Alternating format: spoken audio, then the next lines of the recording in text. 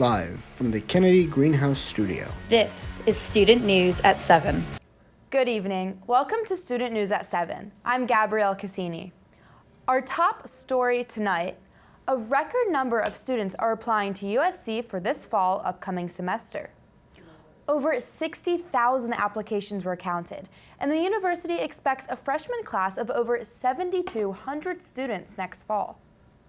Executive Director of Undergraduate Admission, Elizabeth Horovec, views this as an accomplishment for the university. Things like housing, those discussions are happening, and then the university is working on a much larger master plan to make sure there's classroom spaces, parking. Final decisions are still being made, but the number of applicants is 13% greater than last year. The CDC reports that every day over 100 people die from a traumatic brain injury in the U.S. In South Carolina, the number of people hospitalized from brain injuries a year doubles. Governor Henry McMaster has recently passed a bill to declare March as National Brain Injury Awareness Month. This will aim to raise awareness about brain injuries through campaigns and social media. Proceeds will go to the Brain Injury Association of America, and many organizations will advocate for brain injury prevention. From a simple fall or car accident or a head-on collision, anyone can fall victim.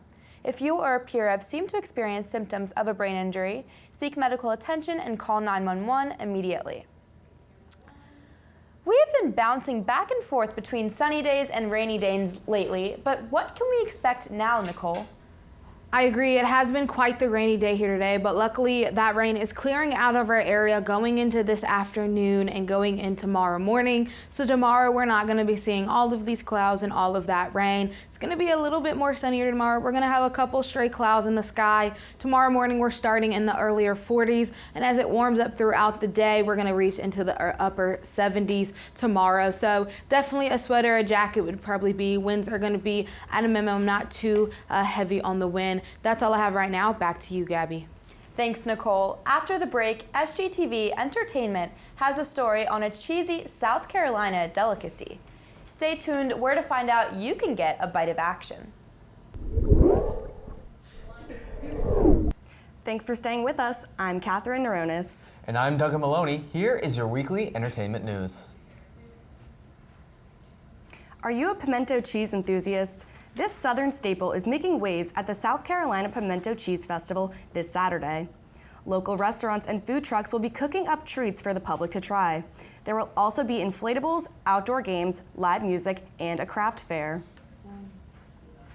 And if you're feeling confident in your chef skills, you can enter your creation to the Amateur Pimento Cheese Competition. And to keep your stomach rumbling, this Sunday is Big Nosh 2025. This Jewish food festival is in honor of Passover being a few weeks away. The festival's goal is to educate the public about Jewish traditions and practices, fill your belly, and send you home with some Seder staples. Preparation.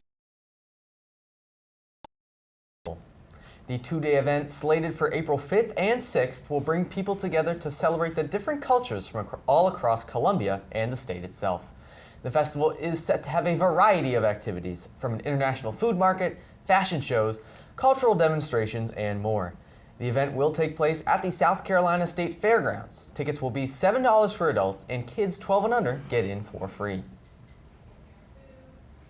This past Saturday, USC students celebrated a belated St. Patrick's Day. Students flooded into the fraternity lots wearing green, gold, and rainbows, many of them holding and pouring out boxes of Lucky Charms cereal. This is an annual event that some students deem their favorite day of the year. An up-and-coming country artist is making his way to Columbia.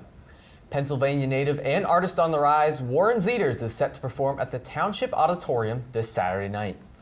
Zeters is in the middle of an international tour and gained fame in the past 18 months for his hit song, Pretty Little Poison.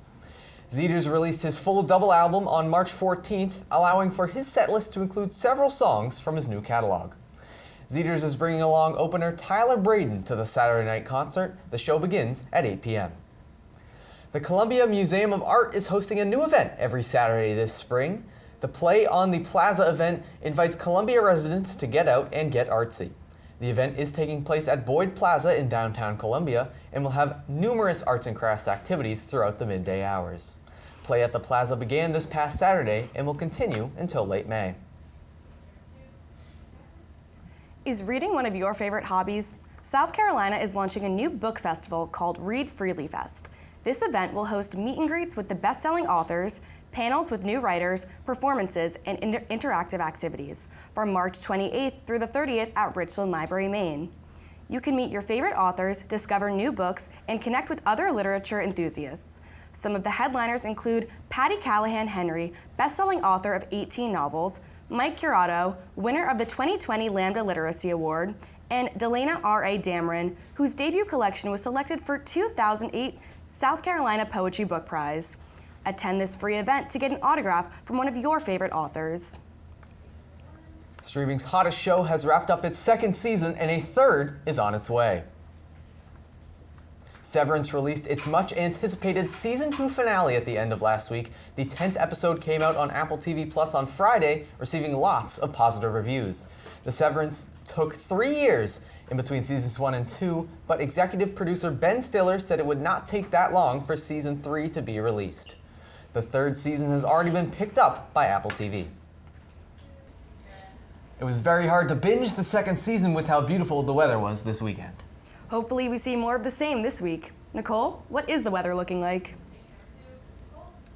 We're seeing a mixture of some rain coming into our forecast later on in the week, and we're even going to be seeing some sunny days and some colder temperatures. I'll let you know the weather forecast coming up after this break.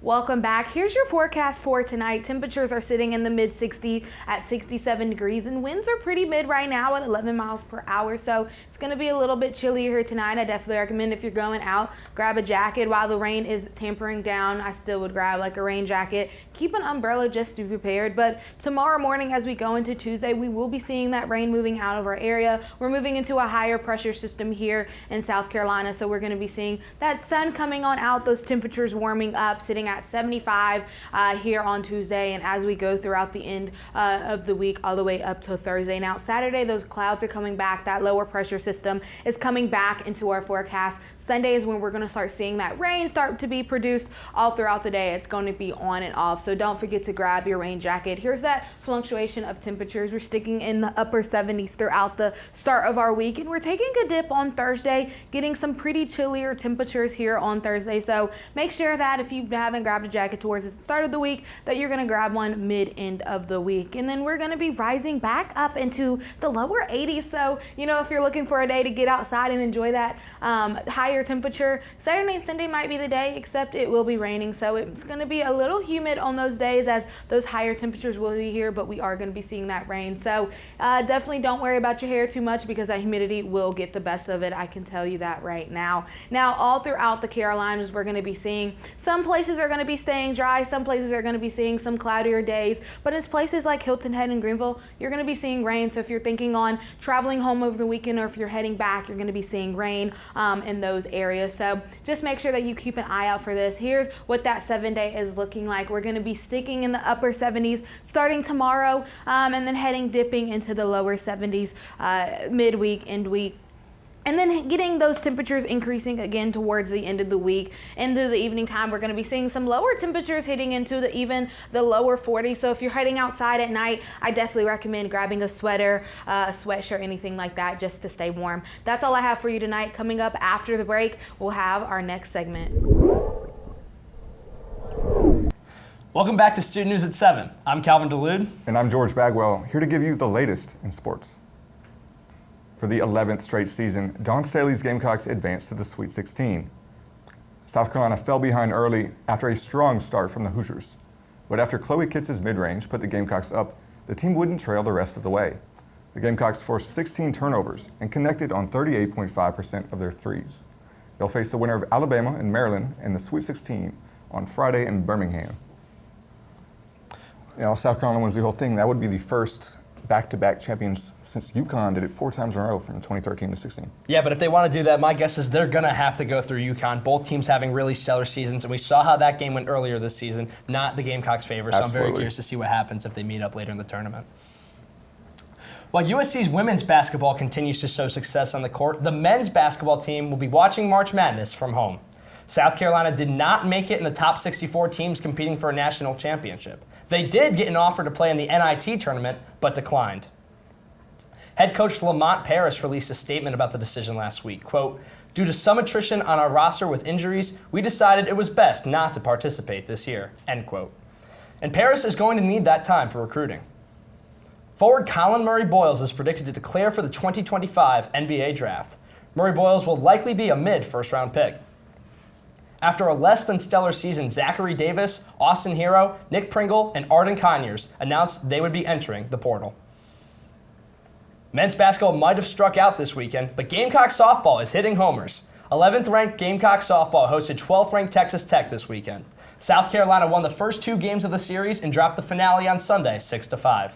This series victory was the Gamecocks' 3rd top 15 series win on the season. USC looks to pick up another Palmetto Series win over Clemson tomorrow night.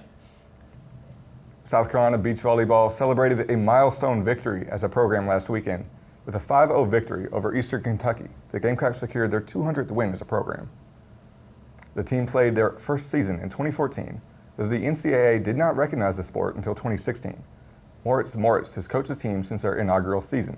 He ranks 11th in NCAA history with 179 recognized career wins. South Carolina returns to the Sands on Friday, where they will face off against UTEP and Grand Canyon in Phoenix, Arizona. After the break, SGTV News has a story on a wild kangaroo chase. Stay close. Finally, tonight on Student News at 7, monkeys and other wild animals are on the loose in South Carolina, and that might not be surprising, but the latest pet might throw you for a loop. On Saturday, Horry County Police spent their day chasing after a kangaroo that had escaped its home. Kangaroos, which are much more common on the other side of the globe than in South Carolina, could be dangerous if provoked. Police approached the animal slowly, capturing it on the side of the road. Officers jokingly called the friendly neighborhood pet Exhibit K, finding some humor out of their job. That is all we have for you for tonight on Student News at 7. You can keep up to date on these stories and more by visiting our website and following us on Instagram and YouTube. Thank you so much for joining us, and we will see you next week. From all of us at SGTV, we hope you have a good night, Gamecocks. Forever to thee.